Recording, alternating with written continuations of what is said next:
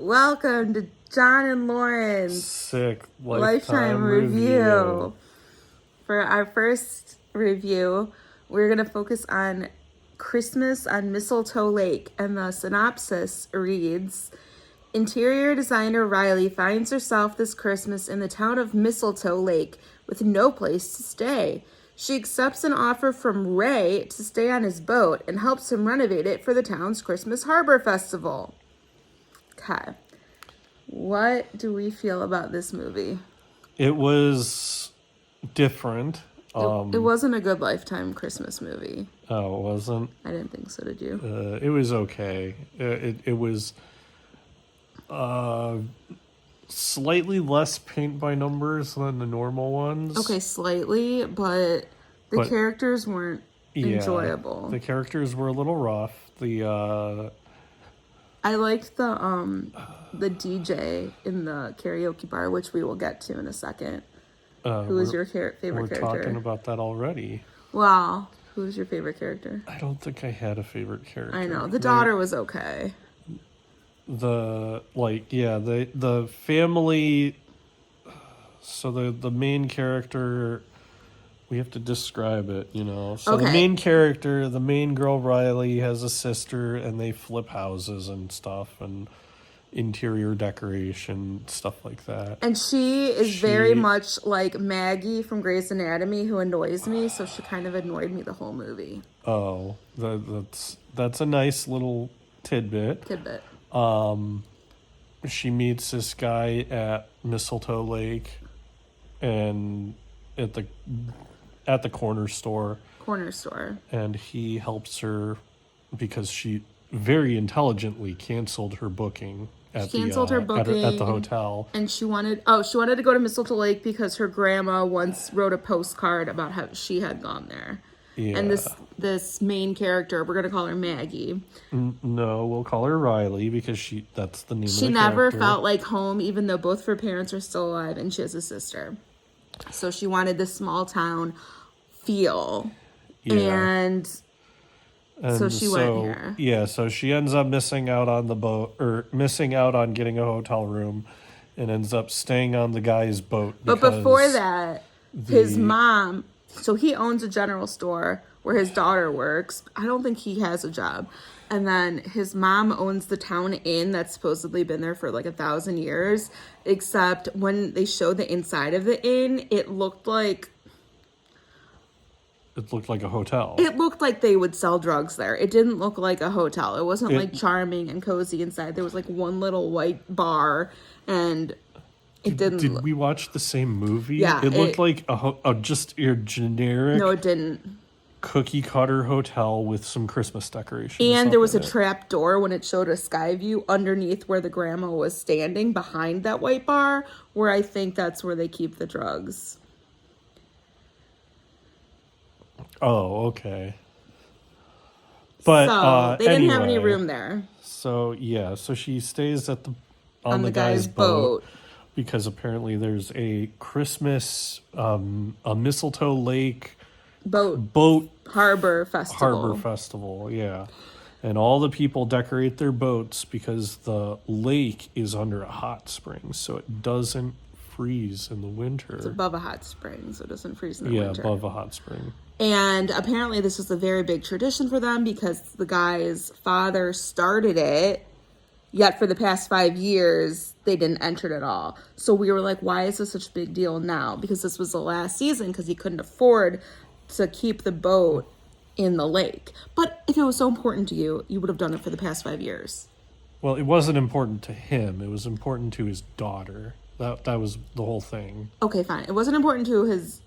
or whatever. It was important to him in the sense that it was a tradition for his family, but not important to him to do. But they didn't do it for the last 5 years. All of a sudden, even though his daughter is apparently some great designer. It's the generic plot line to all these movies. So-and-so died, his dad, and it lost all passion for the season and all of that nonsense. But his daughter's like this big designer because she makes things out of pipe cleaners and puts... She's a child and string lights on a lighthouse. she's a child, so she's demonstrating her decorative ability with what she has. But she applied to some prestigious crafts and art school. Yeah. And so they were working through that.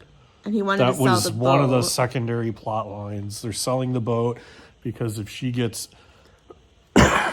We're sick. That's why this is our sick Lifetime review. If she gets into the school, they need to sell the boat to be able to afford the tuition. Even though he owns a general store but doesn't work there because the daughter works there who's underage, and because his mom owns the hotel drug den. Yeah, he works there. But anyway, so they spend most of the movie getting to know each other and decorating things. The young child is very obviously trying to set up the father with this lady, and turns out that the buyer of the boat is a client of the girl's who's worked with her for other things. And now they're all concerned because he's going to buy the boat, flip it, sell the thing, and then they start talking about how they're selling the entire harbor. The entire harbor is being sold. Going up for sale because that's a thing that happens. And they're putting in resorts and knocking down cottages. Yeah, so... Wait. All this nonsense about, selling the harbor and all of that. What? No. What? You say yes. Yes. Okay. Can we talk about the karaoke in the bar scene? Because that was so unnecessary. Can we not? Okay, that was so horrible. Out of nowhere, oh my God. He takes her to a karaoke bar with the only good character in the whole movie, who was the karaoke host. And that guy was also the guy at the lighthouse that she was decorating, and he was in the movie for like half. He was like a tertiary character that just popped up all over the place. And so they're both like, we don't do karaoke. And then he's like, is that the guy from the town? He's gonna do karaoke. But it's not just any karaoke. It's Christmas karaoke with a twist or something. Yeah, you had to pick the style that you were going to do it in. So they wrapped Christmas. He of course brought her up. They wrapped Christmas carols, and then it shows montage of 5 different songs. They're wearing sunglasses and one, and it was bad. She didn't even sing. She was lip syncing the whole time. Yeah, it was bad. The whole thing was rough. It was gross. But it's a Lifetime movie, so you get that kind of stuff. Oh, but anyways, so the twist is that he finds out through the bar guy that she's working with the guy who's buying the harbor and gonna renovate his boat. Well, no. He mistakenly assumes off of the information from that guy that it was a setup. And she's working with him to buy that house or buy that boat and then buy the harbor. But she was at the meeting telling the guy that she didn't want to deal with it and that she liked the city the way that it is, like the authenticity of it. And he's like, well, it'll look great once I buy the harbor and flip it and tear down the stuff and put more big box stores and all this other junk, and just hyping up gentrification. And then all of a sudden her sister shows up and she's like, yay, way to go, sis, you made this deal happen. Yeah. And the boat owner was like, what? And then the sister, instead of being like, oh, I never said that, was just like, oh dear, I'm going to stay at a hotel now. Yeah, oops, we're going to get out of here. Yeah. So, yeah. So then they all end up going to the Harbor Festival. Mm-hmm.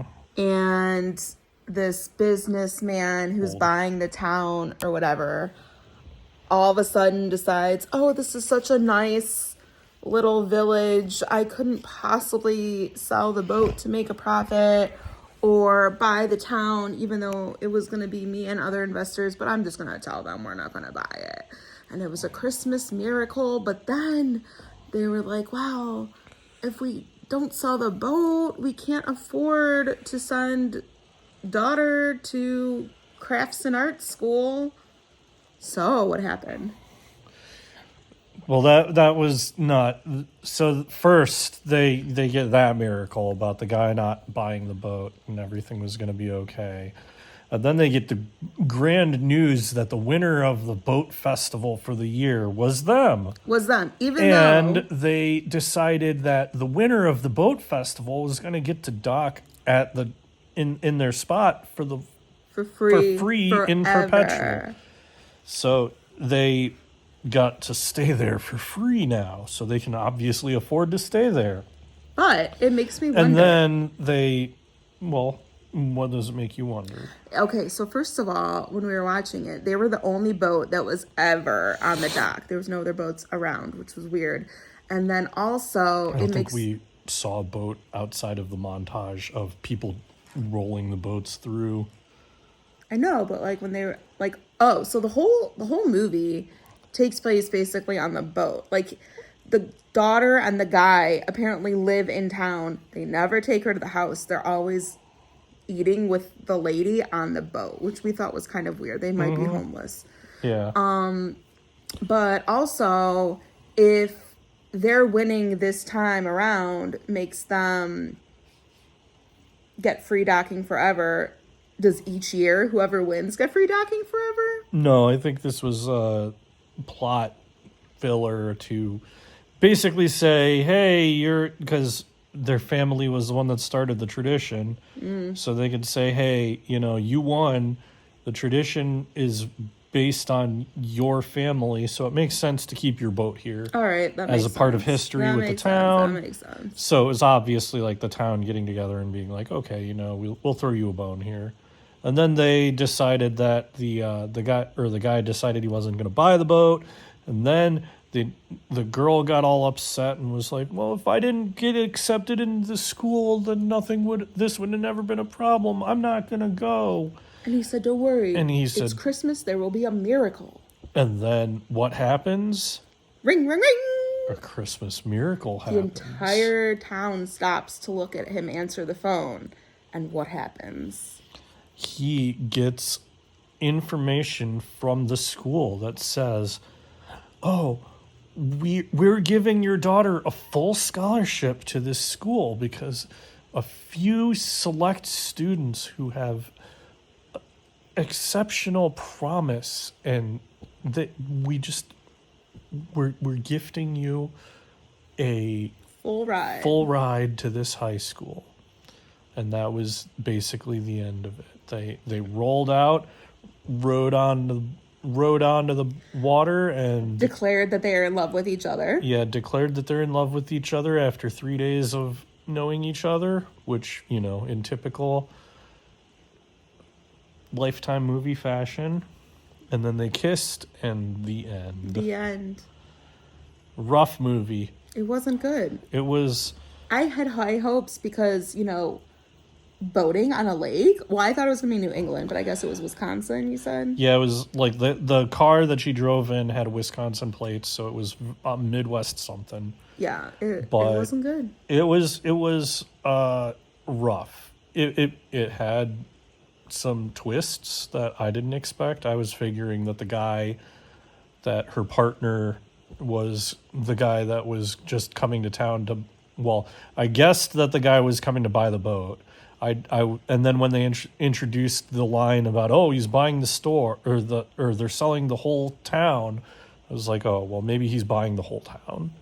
And they just were like, oh, we're just going to roll them all into and make the one guy buy everything. And it was, yeah. Not only did the guy give up on making a profit on the boat and the town, he also had a pre-decorated alternator to fix their boat. Yeah, to fix the boat that was busted that he bought. Which ironically, the guy who owns the boat has no idea how to fix it, and the girl who's never been on a boat before does know how to fix it. Yeah. So what are we rating this out of 10? 2. Here's the end of the story. 2. We're gonna rate this out of 10. You're really going that low. It was bad. This is like rage crying. No, Christmas it's not rage. Porno bad. No, that one was really bad. That was 2 out of 10. You're not leaving much room for improvement there. Fine. 3.5. I think this was 3.5. I think it was a 4. It was an average Lifetime movie. Not great. Had very obvious plot holes. Had your very obvious, just meh. Here's some stuff happening. Had your, some of the characters were just like, I guess we need more than 3 characters in this movie, so we're going to have you come in for 2 scenes and talk. Like, you're going to talk at the beginning of the movie, and then you're going to talk at the end of the movie. Cool. The grandma wasn't likable either. But... Yeah, not great, but I'd say it was firmly average. You think it was less than average? I think it was less than average. All right. Well, that is our first ever sick movie review for Lifetime Christmas movies. All right. See you later. Thank you.